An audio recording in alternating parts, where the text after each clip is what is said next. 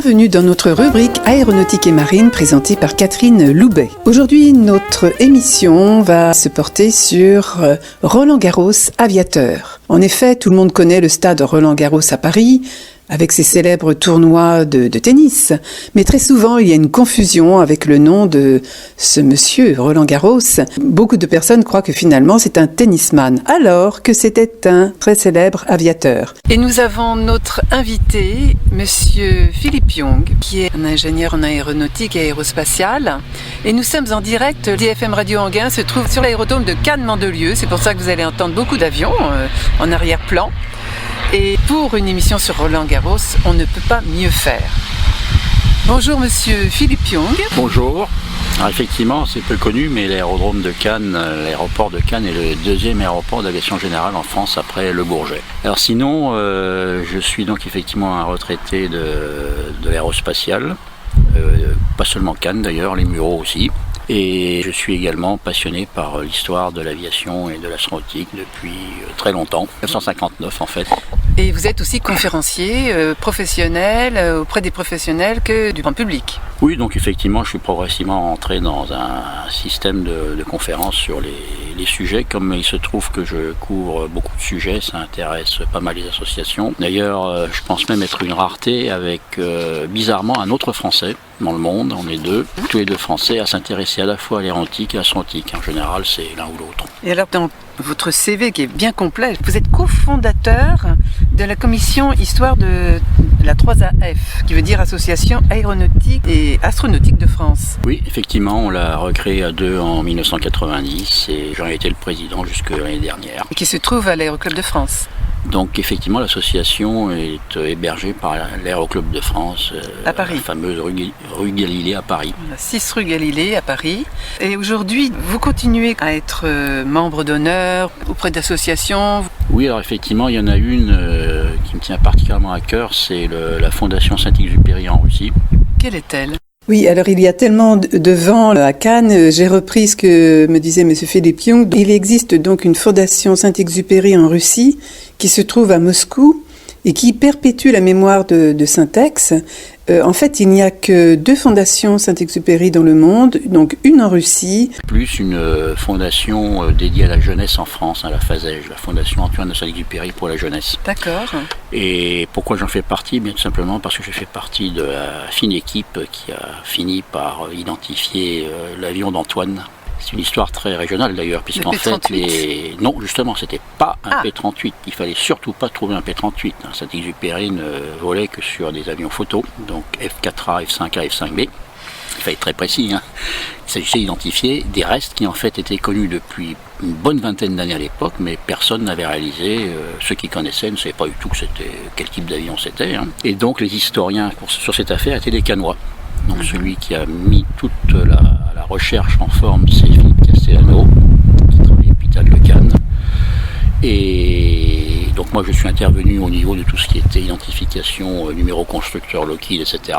Et il se trouve que le fameux numéro qui a définitivement identifié l'avion, c'est un collègue de l'usine d'aérospatiale Cannes qui l'a trouvé. Mais quand vous dites l'identifier, c'est-à-dire... Ce qu'on recherchait, c'était soit le serial number, donc l'immatriculation militaire américaine. Oui. Malheureusement, aucun des quelques éléments dont on disposait n'avait ce serial number, ou alors le numéro constructeur Lockheed, comme n'importe quelle voiture ou autre, qui devait d'ailleurs être un numéro à 4 chiffres. Un Lockheed, numéro de ses avions à partir de 2001, 2002, 2003. Donc ça, c'était mon rayon. Heureusement, ce numéro n'était pas comme normalement la plaque constructeur, elle est rivetée. C'est un élément de métal qui est rifté dans le fuselage avant, dans le cas du Lightning. Mais là, on n'avait pas du tout de fuselage. On n'avait que des éléments dont la poutre arrière gauche. Et miracle, on l'a trouvé, mon camarade Brian Sivoct l'a trouvé poinçonné à l'intérieur de la poutre arrière gauche. Et alors ça, évidemment, un poinçon, ça permettait d'éviter de nouvelles critiques qui auraient prétendu qu'on aurait construit toute pièce la plaque constructeur, puisqu'on a eu droit à toutes les critiques, comme vous vous souvenez peut-être. Y compris que la gourmette était fausse. Voilà. Et la gourmette est vraie. Bien sûr. Cette fameuse gourmette. Ça, je dois dire. En fait, lorsqu'on réfléchit à cette affaire, c'est vrai qu'il y a l'histoire de la sardine qui bouche le port de Marseille, mais là, on a encore mieux. Un pêcheur marseillais qui trouve la gourmette de Saint-Ex à Marseille. Non, c'est vrai, c'est drôle. Mais c'est effectivement une histoire complètement incroyable, d'autant plus que ce qu'il faut savoir, c'est que cette gourmette a permis d'identifier non pas un avion, mais 3 avions. 3 événements. L'allemand. Donc d'une part, l'avion Saint-Exupéry, mais d'autre part, il y avait un historien allemand qui recherchait depuis des années les restes d'un avion de chasse Messerschmitt piloté par un pilote noble, von Bentheim, dans le coin de Marseille. Et suite à la gourmette, des ossements dont certains pensaient que c'était ceux de Syntex ont été identifiés par ADN comme étant bien celui de von Bentheim. Et la troisième, figurez-vous que le fameux pilote qui dit avoir abattu Saint-Exupéry, et maintenant on peut dire que c'est confirmé, eh bien, il faisait partie des 3 pilotes possibles ayant potentiellement abattu un bombardier B-24 Liberator au-dessus de Cannes. Et lorsque ce pilote donc allemand s'est manifesté, on a pu comparer son témoignage avec celui des survivants du B-24 américain à Cannes, et donc ça coïncidait. Donc on a identifié formellement 3 événements grâce à la gourmette. Oh là là. C'est incroyable, l'esprit de Syntex. Tout à fait, certainement. Voilà. Ah, un avion va décoller. Alors, nous faisons une émission sur Roland-Garros, mais nous avons fait une petite incursion auprès de Antoine de Saint-Exupéry. Maintenant, on va revenir sur la vie de Roland-Garros. On va essayer de mieux le connaître, de mieux savoir qui il était, parce que pour beaucoup d'auditeurs, Roland-Garros, c'est bien sûr le terrain de tennis de Paris. C'est complètement faux. C'est un aviateur et même bien au-delà, quelqu'un de tout à fait extraordinaire. Alors en fait, c'est un gars des îles, il est né à La Réunion. En 1888. Et donc au moment de passer aux études secondaires, eh bien, il n'y avait plus moyen de faire ça à Saint-Denis, donc ses parents l'ont envoyé à Paris. Et puis malheureusement, ce qui devait arriver est arrivé. Il est tombé très gravement malade, apparemment une bronchopneumonie, dont en principe il était déclaré condamné par la faculté, comme on dit. Et c'était donc au début du 19e siècle, à une époque où on commençait à envoyer les gens se soigner dans le sud-est de la France. Et il se trouve qu'il était à Stanislas à Paris et qu'il y avait une annexe Stanislas à Cannes. Donc il est envoyé à Stanislas à Cannes et là il est sauvé. Donc ce qui est quand même assez intéressant, c'est de dire que si Roland-Garros n'avait pas été envoyé à Cannes, eh bien il n'y aurait jamais eu de Roland-Garros. Et après ça, donc, brillant élève d'ailleurs, du fait de sa maladie, il a fait la 6e et la 5e en une seule année, avec des prix, dont prix de piano, artiste également, et on verra d'autres choses après. Et sa mère, entre-temps, l'a rejoint en France, mais à Nice, et on ne sait pas pourquoi à Nice. Et donc du coup, le jeune Roland est passé au lycée de Nice, qui aujourd'hui est très connu comme le magnifique lycée Masséna. Et là, il va continuer donc d'excellentes études, et contrairement à beaucoup de ses pionniers qui étaient, comme on disait, des sportsmen à l'époque, lui va faire HEC. Là encore, il va très bien se débrouiller, il va même suivre des cours d'anglais, suivre du droit. Et dès sa sortie d'école, eh bien, il va devenir agent pour les automobiles Grégoire, et il va même voler de ses propres ailes et s'installer tout près de l'Arc de Triomphe, avenue de la Grande Armée. Et vendre donc des châssis Grégoire carrossés par ses soins et ses ouvriers. Alors ce qu'il faut dire aussi, c'est que lorsqu'il était à Nice, il a fait de la compétition de cyclisme sur piste. Il était sportif. Il a été champion de France scolaire, interscolaire comme on dit. Et il a continué d'ailleurs lorsqu'il était à Paris. Et il se trouve que dans sa promotion HEC, il y avait un certain Émile Le Sieur, qui est le premier Français à avoir marqué un essai lors du tournoi des 5 Nations au Stade Français. Donc avoir confirmation qu'il a bien joué au rugby, qu'il a bien fait l'athlétisme comme Le Sieur. Ce qu'on sait également, alors ça s'est confirmé, c'est que lorsqu'il était à Nice, il a été capitaine sur l'équipe de football, où il a gagné une compétition en tant que capitaine. Donc il a fait du rugby, il a fait du football, il a fait du cyclisme. Il a fait 4 sports de base. Oui, c'est cool. Et vous aurez remarqué que je n'ai pas parlé de tennis. Non, justement. On va dire peut-être tout de suite pourquoi. Effectivement, on peut embrayer immédiatement. Comme on le verra, malheureusement, Garros va mourir tragiquement quasiment à la fin de la Deuxième Guerre mondiale. Et donc, lorsque la France va gagner la Coupe Davis aux États-Unis et qu'elle sera chargée de l'organiser à Paris, il faudra construire un nouveau stade. Et à l'époque, le président du stade français, c'est Émile Le Sieur. Et donc c'est lui qui va obtenir que ce stade ait le nom de son héros, Roland-Garros. Voilà pourquoi le stade Roland-Garros porte son nom. Il y a un avion qui décolle, un superbe avion. PC-12 suisse.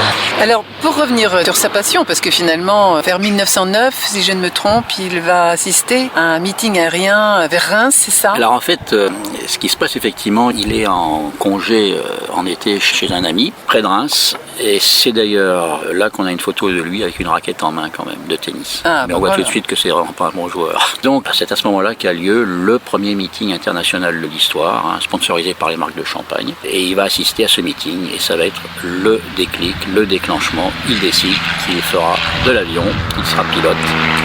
Et peu de temps après, il y a le salon de l'aéronautique à Paris.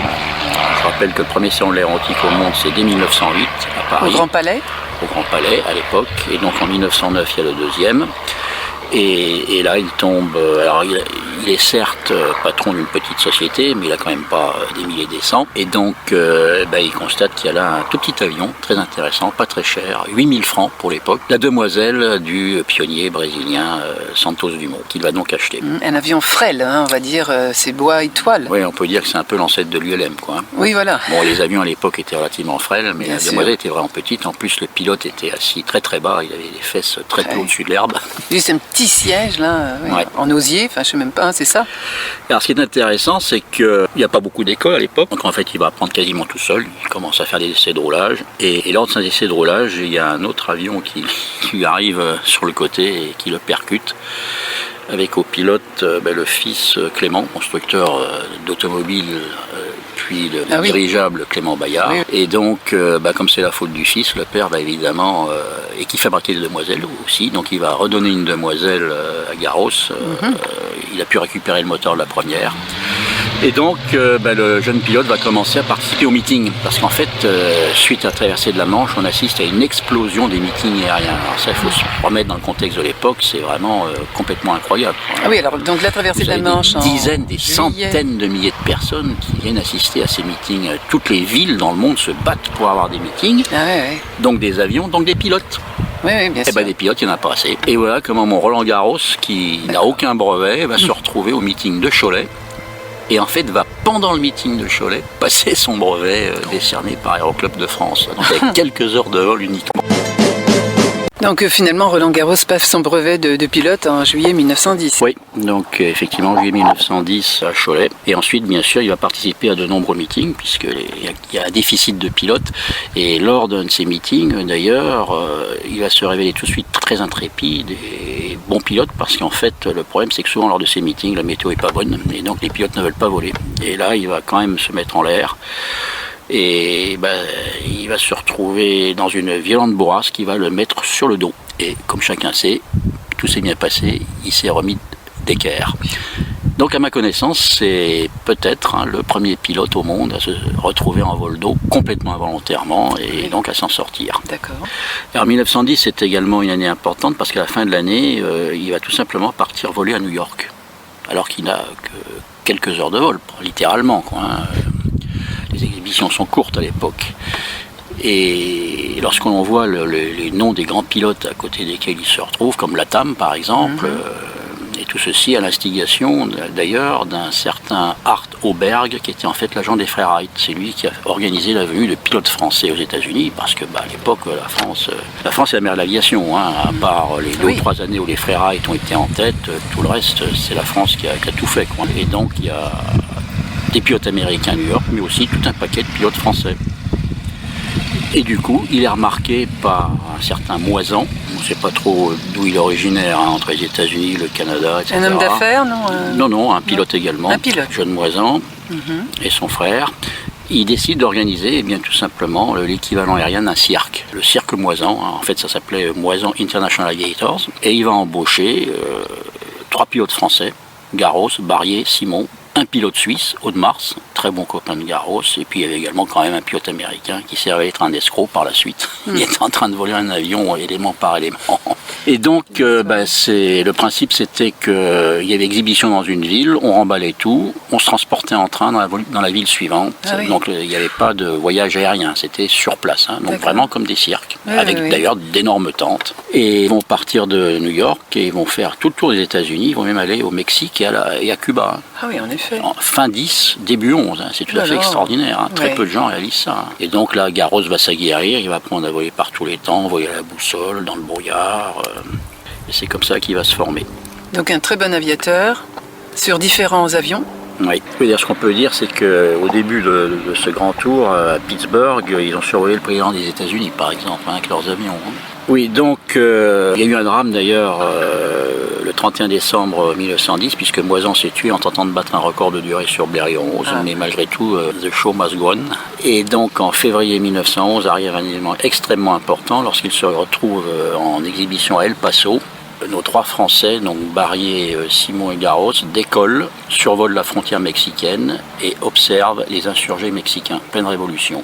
Et ça, c'est tout à fait extraordinaire. Personne ne l'avait vraiment vu. C'est tout simplement la première fois, la première utilisation confirmée d'avions à des fins militaires.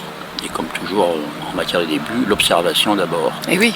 Alors ce qu'on ne sait pas et qu'on ne saura peut-être jamais, c'est est-ce que c'est une proposition du cirque Moisan ou est-ce que c'est la demande de l'armée américaine. Sachant qu'à une halte précédente, ils avaient fait des démonstrations pour des militaires américains. Et dans les militaires, il n'est pas impossible qu'il y ait eu un certain Ike, le futur Eisenhower. Enfin, Eisenhower, le futur Ike. Ainsi qu'un pionnier de l'aviation, le pionnier de l'aviation militaire américaine, le futur général Foulois. Donc voilà, dès le début 1911, Roland Garros rentre dans l'histoire de l'aviation. Pas seul, ils sont 3 Français. Le Moisan International Aviators va s'arrêter début 1911 par suite de problèmes financiers, donc il revient en France et là il va participer, c'est le début des grandes courses. Il y a le Paris-Madrid, le Paris-Rome et d'ailleurs régulièrement il termine 2e. Aujourd'hui on appellerait le Poulidor de l'aviation. Oui. Et puis arrive le circuit d'Anjou où là il gagne. Et d'ailleurs il écrase complètement la concurrence et la presse donc à l'époque l'appelle le champion des champions. Et sur quels avions, là, il est Donc, il est passé progressivement sur Blériot 11. D'accord. Il a eu plusieurs demoiselles. Il a même essayé de construire des demoiselles avec un moteur Gnome, le célèbre moteur Gnome, mais il n'a pas réussi vraiment à les vendre. Je me suis amusé à faire un décompte. Il a eu 4 demoiselles et il a eu 13 Blériot 11. Je dirais même au moins 13 Blériot 11, ce qui veut dire qu'il était richissime. Il faut savoir que certains meetings, il gagnait des primes de l'ordre de 10 000, 20 000 francs. Une demoiselle coûtait 8 000, donc il était absolument riche. On dirait aujourd'hui que c'était un people. Tout le monde courait après lui. Et donc le circuit d'Anjou, il écrase la concurrence et il est devenu cette fois-ci le plus grand pilote au monde pour la presse. Il va également s'attaquer à des records du monde d'altitude. Il va battre 3 fois le record du monde d'altitude, successivement. Et en 1912, au début de l'année, il va repartir en Amérique, mais cette fois-ci l'Amérique du Sud, à l'instigation de Charles Voisin, le frère de Gabriel, qui avait cessé de piloter. Charles était devenu plutôt organisateur. Fonde une société, la Cruise Aviation, et donc plusieurs pilotes français, toujours les mêmes, avec Barrier et Simon, ils vont faire les premiers vols significatifs au Brésil et en Argentine. Et notamment, ce qu'il faut dire au Brésil, c'est qu'il a été chargé de faire voler des baptêmes de l'air en quelque sorte un certain nombre d'officiers brésiliens. Et parmi ces officiers brésiliens, il y avait Ricardo Kirk, qui est tout simplement le créateur de la Força Aérea Brasileira. Donc on avait passé le message à l'époque à Dassault, vous savez, pour le Rafale, vous savez, l'armée d'air brésilienne, c'est Garros qui est à l'origine. Donc il revient en France et puis fin 1912 va arriver un événement extraordinaire, complètement occulté par tous les historiens et pseudo-historiens. Roland Garros va devenir tout simplement le premier homme au monde à relier 2 continents. C'est une première énorme. Donc en fait, ce qui s'est passé, c'est qu'il avait tenté, donc son record du monde a été battu, puisqu'il l'a établi 3 fois. Donc après que son 2e record a été battu, il a essayé de le reprendre à Marseille. Et fin 1912, et ça s'est mal passé, mauvaise météo, donc il décide d'aller en Tunisie, au beau temps. Et effectivement, à Tunis, il reprend son record. Là, on est à plus de 5000 mètres. Eh bien, il décide, au fait, j'ai un avion. Pourquoi est-ce que je ne reviendrai pas en avion en France ? Il l'avait amené en bateau, bien sûr, à l'époque. La Méditerranée, quand même. Il y a un certain nombre d'heures de vol. Il y a près de 1000 km, quand même. Et donc, il décide de retourner en avion.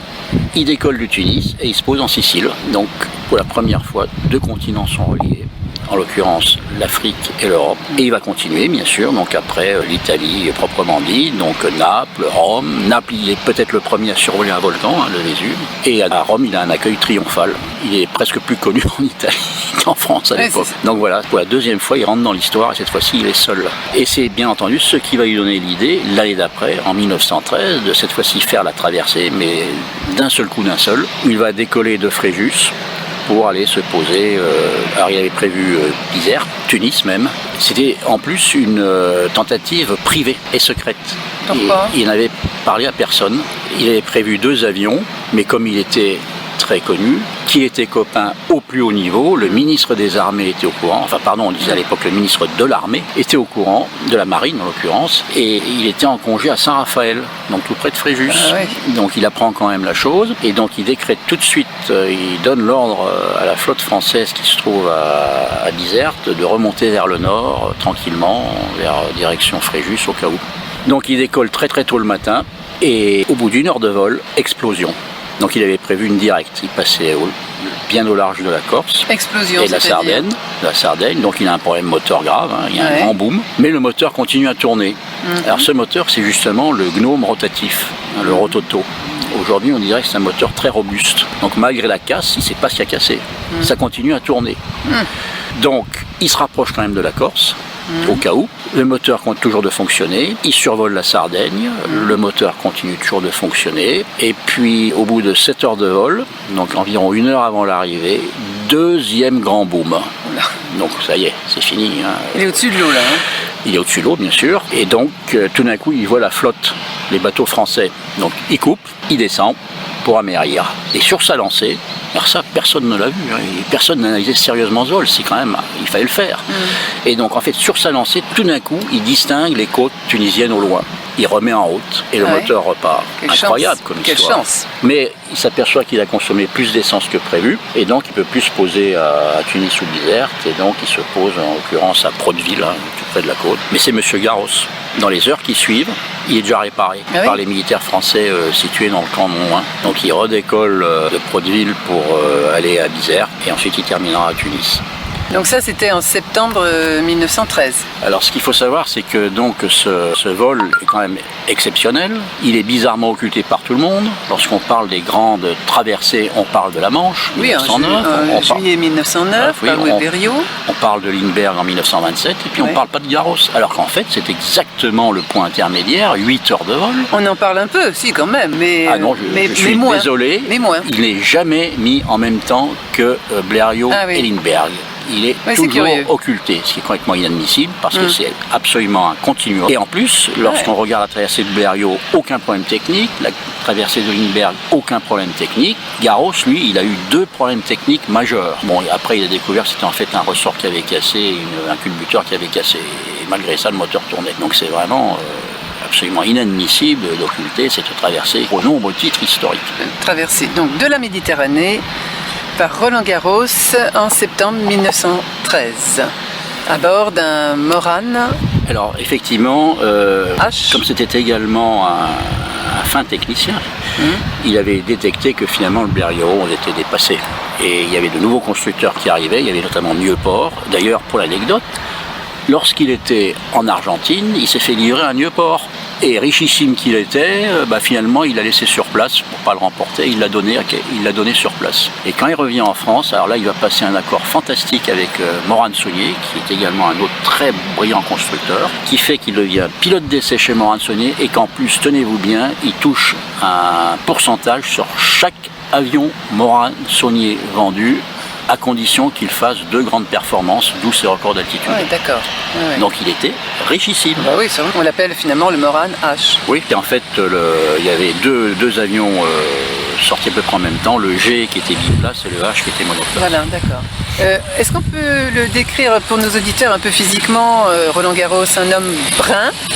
Alors, il était pas mal, il était beau. C'était un beau gosse. Je pense que la caractéristique principale que je lui donnerais, c'est qu'il était introverti. Effectivement, il était plutôt taciturne, introverti et exactement l'inverse en fait de Jules Védrine, autre grand pilote français qui lui était un gouailleur, avait une gouaille pas possible. Et d'ailleurs, j'ai une anecdote à ce sujet. Comme il est passé chez Morane Saunier, il avait plusieurs Blérions sous les bras. Alors il y en a un qu'il a donné à l'armée, laquelle s'est battue pendant des mois pour savoir qui dans l'armée allait le prendre. Et l'autre il a donné à Védrine, mais une condition, c'est qu'il cesse de le tutoyer. Ah bon? Ça dit, ils étaient copains. Alors Védrine, lui, c'était plutôt les records de vitesse. D'ailleurs, je me demande même si le fait que Garros soit beaucoup attaché au record d'altitude n'est pas lié au fait que de toute façon les records de vitesse c'était Védrine qui les avait. Jules Védrine, c'est ça. Jules Védrine est sur effectivement des avions assez rapides. Mais il a dû connaître, enfin ils se connaissaient tous là, comment. Mais ils se connaissaient très bien, évidemment. Oui, Pégou. Pégou, oui. Yes. Alors ce qu'il faut dire aussi, et ça fera une liaison avec la suite, c'est qu'il s'intéressait également beaucoup en tant qu'intellectuel à l'utilisation de l'avion et il a imaginé qu'un jour ça n'allait pas très bien se passer. on était en léger froid avec l'Allemagne, depuis l'annexion de l'Alsace et la Lorraine. Et donc il a imaginé qu'un jour les avions allaient se retrouver ennemis à se battre entre eux. Et donc il a organisé avec son grand copain suisse de Mars, c'est la même famille que les montres, des simulacres de combat aérien avant la Première Guerre mondiale. 2 avions avec chacun des ailes d'une couleur différente. Roland Garros, il voyait déjà l'intérêt, disons, de l'aviation, bien sûr. Oui, d'utilisation militaire de l'aviation. Bon, il avait déjà eu un début un peu indirect en 1911 à El Paso, au Mexique. Et puis c'était un grand intellectuel. Notamment, il a écrit un fascicule avec Blaise Cendrasse pour promouvoir l'avion pour tous. Donc déjà, dans les années 1910, il voulait que chacun ait son avion. Donc c'est un grand penseur. Vous voyez qu'on est très très loin du joueur de tennis. Santos Dumont aussi, je crois que les pilotes, ils avaient quand même des visions... Pas tous. Mais beaucoup. Tous.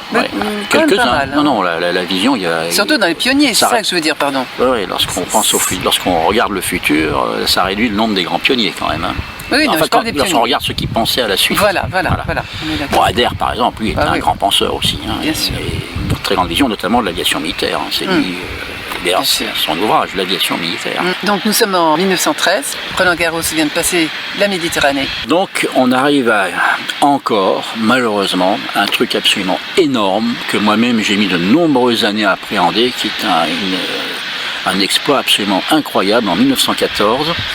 Et on revient une fois de plus dans le sud-est, et à Monaco, qui est là encore un site absolument historique de l'aviation très méconnu, avec un très grand mécène, Albert Ier, que je mets maintenant au même niveau que Deutsche Lammer et Archdeacon.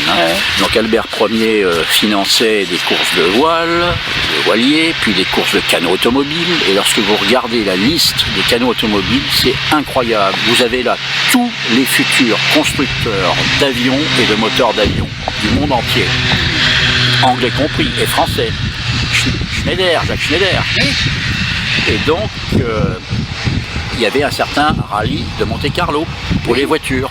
Alors en fait, l'objectif d'Albert Ier, c'était évidemment de faire venir la riche clientèle dans ses casinos, dans son casino, avec la société des bains de mer, qui est fondamentale.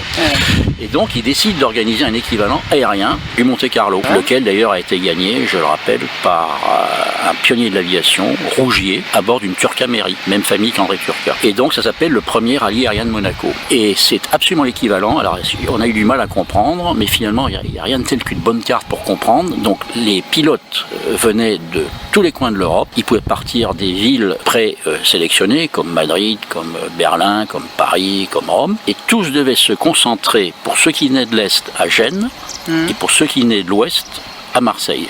Et là, il terminait en hydravion, sachant que tous ces circuits avaient été calculés de telle sorte que la distance soit la même. Et donc, Roland Garros se prépare tout simplement 5 avions Morane-Saulnier, dont un pour la Coupe Schneider, qui a lieu à Monaco, puisque Jacques Schneider, qui l'a créé, faisait des courses de canots automobiles à Monaco. Schneider, c'est Schneider, la grande famille des sidérurgistes. Et plusieurs avions ensuite pour donc le rallye aérien. Il part donc dans les avions, il y avait bien entendu un hydravion. Il n'avait jamais piloté d'hydravion. Donc il apprend tout seul. Il se prend un Morane-Saulnier, il se met des flotteurs à Marseille et il se lâche tout seul à Marseille. Et alors son problème, c'est que lorsqu'il arrive à Monaco, il n'est pas premier. Alors ça m'ennuie beaucoup. Qu'est-ce qu'il fait? Il repart en marche arrière.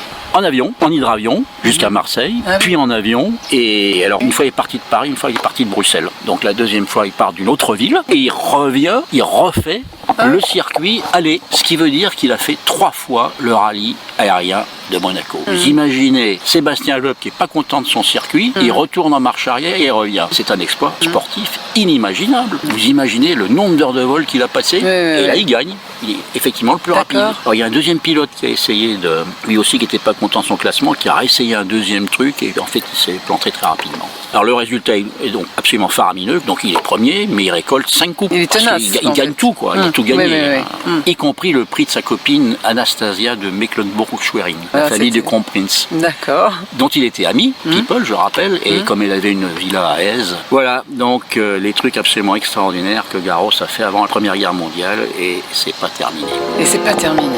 Alors la Première Guerre mondiale malheureusement arrive. Que se passe-t-il pour Roland Garros? Alors peut-être quand même quelque chose d'assez étonnant, il était tellement mondialement connu qu'à quelques jours de la Première Guerre mondiale, il est invité par son copain allemand, qui était concurrent, Hirt, à visiter l'industrie aéronautique allemande. Il visite tout le monde, Albatros, Et où ça, là Fokker, les moteurs, en Allemagne. En Allemagne. Et d'ailleurs, il rentre juste avant la déclaration de guerre. Hein. Donc c'est dire quand même la fraternité entre pilotes à l'époque. Hein. Et il est exempté du service militaire puisque c'est un gars des îles. Et donc, comme beaucoup de ces héros, il tient absolument à s'engager. Et donc il va voler sur Morane-Saunier, elle, et il fait de l'observation au début, comme tout le monde. Je rappelle quand même, prévoyez déjà ce qui allait se passer. En l'occurrence, que si on met 2 avions d'observation allemands et français dans la même zone, il y en a chacun essaie l'autre d'empêcher l'autre de faire son travail. Donc on commence par emmener des pistolets, comme Pégou par exemple, des mitrailleuses. Les avions en général ce sont des biplaces. Il y a un pilote et un observateur. Et d'ailleurs en général, l'officier c'est l'observateur. Hein. L'un derrière l'autre. Ouais, le pilote lui c'est un non gradé. Et donc Garros tente plusieurs fois d'abattre des avions d'observation et ça ne marche pas. L'officier est un gradé. En général, le haut gradé. Le haut gradé est derrière. D'accord, est observateur. C'est observateur. Et c'est lui, d'accord. Et le pilote est sous-officier. Le pilote est en général simple soldat. Il y en a qui sont simples soldats. Et donc en fait à l'époque, le problème de ces combats, c'est que ce sont des combats biplaces. C'est-à-dire que vous avez un pilote qui essaye désespérément de mettre son avion dans la zone de l'ennemi, et puis derrière un mitrailleur qui essaye avec son fusil. Ou même quelquefois on met un trépied quand même pour éviter les vibrations, qui essaye désespérément et personne n'y arrive. Bien entendu en parallèle, tout le monde essaye, le problème c'est l'hélice. Normalement on a son arme devant soi, sur le fuselage, sur le capot, mais il y a une hélice qui tourne devant, donc ça marche pas. Et donc tout le monde essaye de breveter ce qu'on appelle la synchronisation. Alors là il y a d'énormes erreurs qui sont faites sur Garros. Hein. Un Suisse, d'ailleurs la première synchro qui va marcher c'est un ingénieur suisse travaillant pour Fokker. Hein. En France, Esno Pelture essaye, ça marche pas. Saunier qui est l'ingénieur, qui était d'ailleurs l'ingénieur du Blériot 11. Hein. Quand Blériot n'a pas voulu lui donner une augmentation après la Manche, c'est comme ça qu'il a pris la porte et qu'il a créé Morane-Saunier avec les frères Morane. Et donc personne n'y arrive. Et puis là quand même, il y a Garros, il y a des essais qui ont lieu au sol. Au sol, ça vaut mieux.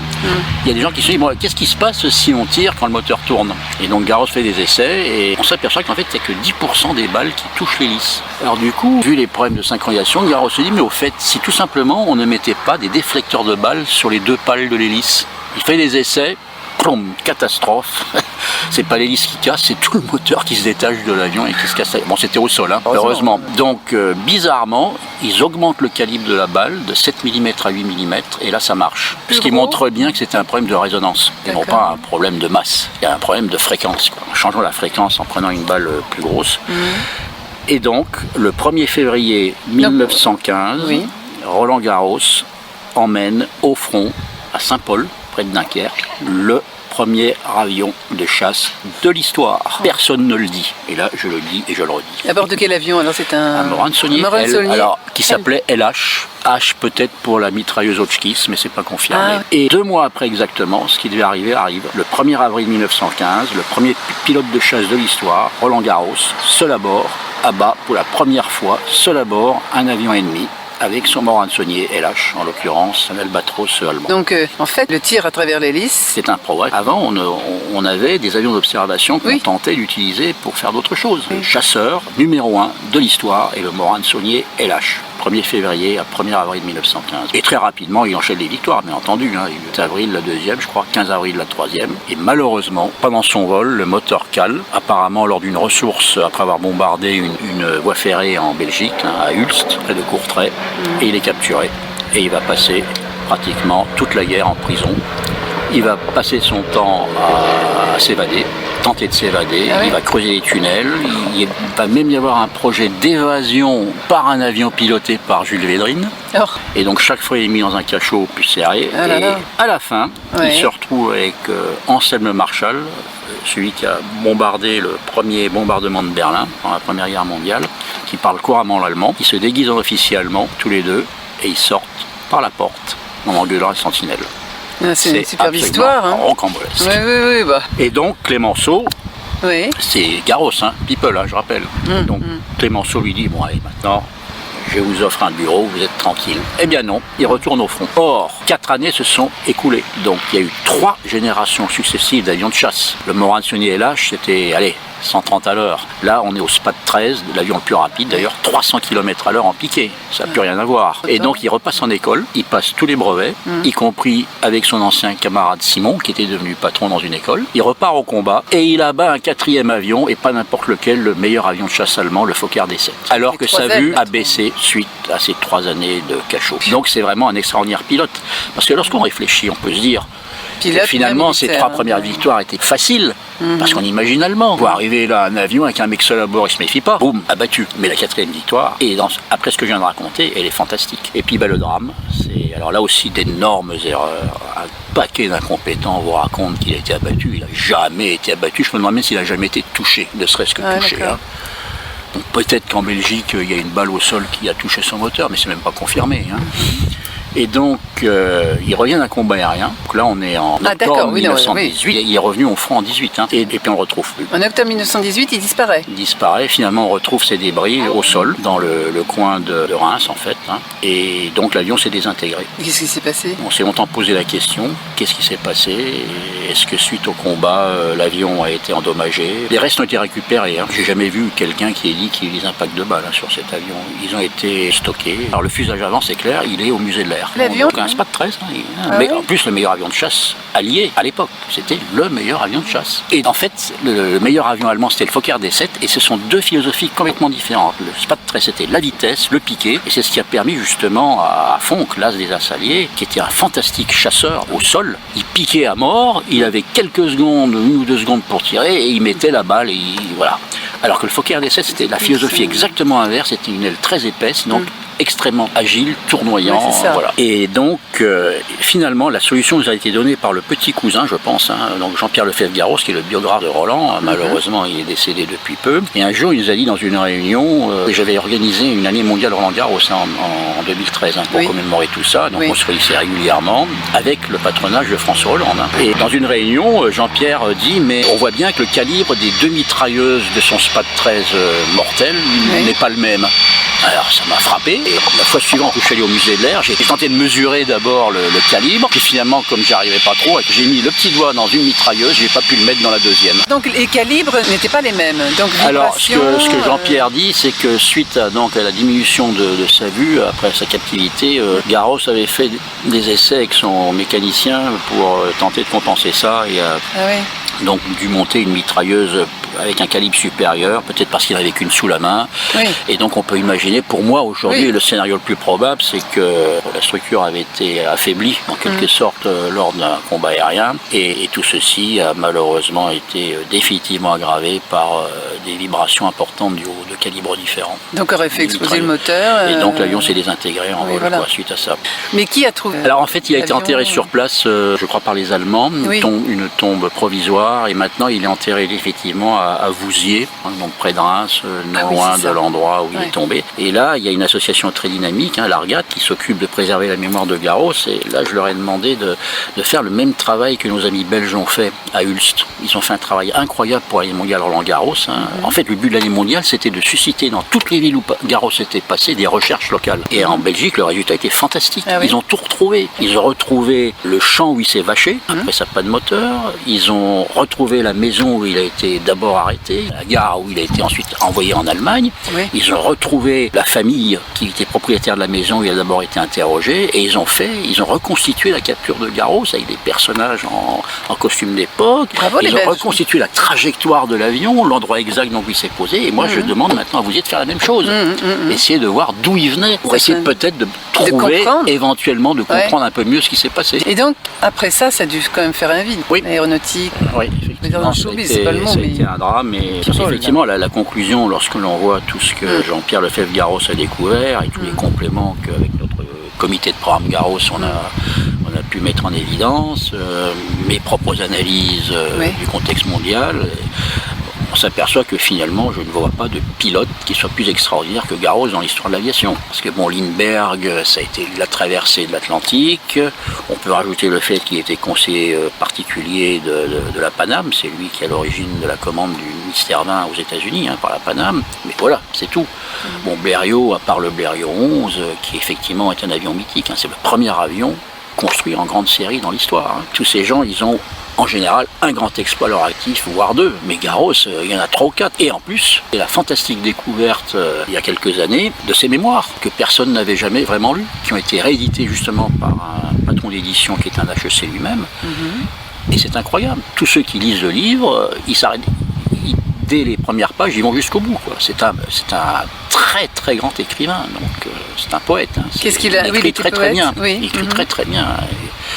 Et moi je dis maintenant qu'en France on a 2 grands pilotes écrivains, quoi. Parmi les plus grands au monde, si ce n'est les 2 plus grands au monde d'ailleurs, Saint-Exupéry et Garros. D'ailleurs les mémoires de Garros, lorsqu'elles ont été rééditées, ont eu coup sur coup la même année 2 grands prix, dont celui de l'Aéroclub de France. Les mémoires de Garros, voilà, pour nos auditeurs, parce qu'on connaît bien Saint-Exupéry, c'est vrai. En fait Saint-Exupéry est plus un philosophe et Garros plus un poète. Et donc je signale que cette année, le Rafale Soul Display, Babouk, oui. Sébastien Nativel est un Réunionnais. Donc en 2018, pour le centenaire de sa mort, pour lequel j'avais organisé un grand colloque à la mairie du 6e arrondissement à Paris, et il y a eu également bien entendu des petites commémorations à Vouziers. Sébastien Nativel était présent, ainsi d'ailleurs que pour la cérémonie de remise, de dépôt de gerbes sur l'endroit exact où il est tombé, qui est en fait à Saint-Morel, juste à côté de Vouziers. Roland-Garros est très important pour vous. Oui, pour moi, la conclusion du colloque de 2018, c'est que c'est le plus grand pilote, mais pas seulement du fait du pilotage, par toutes ces nombreuses activités connexes. Donc un homme accompli. C'est le pilote le plus important de l'histoire de l'aviation. Nous remercions M. Philippe Young pour avoir retracé le parcours exceptionnel de Roland-Garros, aviateur. Restez sur IDFM 98 Radio Anguin, le programme continue.